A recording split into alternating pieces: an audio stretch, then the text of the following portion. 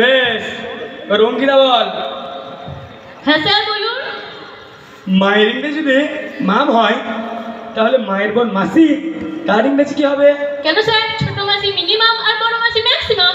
দারুণ দারুণ, তোমরা তোমার গর্ব গো, কি আর বলবো। বস বস, তোকে বলতে হবে না, বস। অনেক তো প্রশ্ন করলাম রে, এবার একটা গল্প শোনাই, বুঝলি? বুঝতো? স্যার বলুন। গল্প শুনে মজা করলে হবে না, এই নীতি কথা যেটা বুঝবি সেরকম বলতে হবে, কি বুঝলি? অবশ্যই বলুন। ঠিক আছে, শোন। এক গ্রামে এক রাখাল ছিল, তার এক পাল গরুর দল ছিল, যেমন তোরা সব করে গরু হয়েছিস সেরকম। দিয়ে সে প্রতিদিন জঙ্গলের ধারে গরু দেওয়া যেত, বুঝলো? দিয়ে সে কুবুদ্ধি করে কি করলো, মিথ্যা কথা বলতে লাগলো যে পালে বাঘ পড়েছে, পালে বাঘ পড়েছে, বাঁচাও বাঁচাও।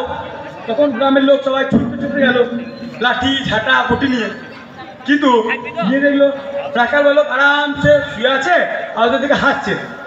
তখন লোকজন হতাশে বাড়ি এলো, কিন্তু কিছুদিন পর আবার এই একই কাণ্ড, রাখাল বালক আবার এই একই কাণ্ড করে, মিথ্যা করে বলে, এবং লোকজন যায় গিয়ে কি দেখে আবার সে হাসছে।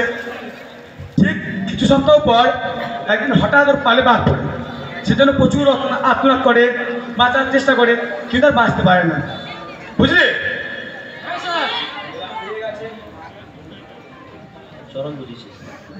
হ্যাঁ বুঝে তো সার্বজা হয়ে গেছিস। বেশ, সুজয় বলতো কি বুঝলি?